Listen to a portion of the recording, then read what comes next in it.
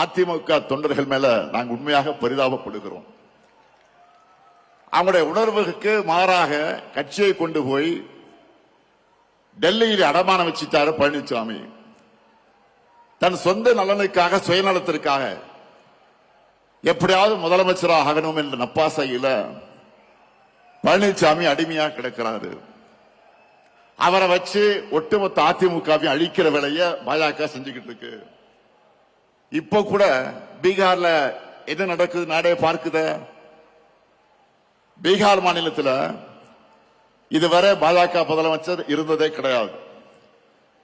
நிதிஷ்குமார் அவர்களை முன்னிறுத்தி தேர்தலை ஜெயிச்சுட்டு இப்ப காரியம் ஆனதும் அவரை ஓரங்கட்டிட்டு பாஜக முதலமைச்சரை உள்ள கொண்டு வர போறாங்க.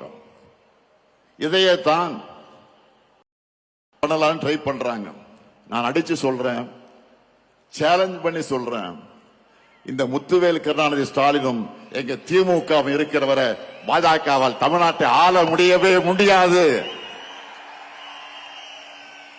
நீங்க அந்தர்பல்ட்டி அடிச்சாலும் என்ன முகமடி போட்டுக் கொண்டு வந்தாலும் புதுசா யாரை கூட்டிக்கிட்டு வந்தாலும் எத்தனை ஏவல் அமைப்புகளை வச்சு மிரட்டி பார்த்தாலும் தமிழ்நாடு எப்பவுமே உங்களுக்கு அவுட் ஆஃப் கண்ட்ரோல் தான்.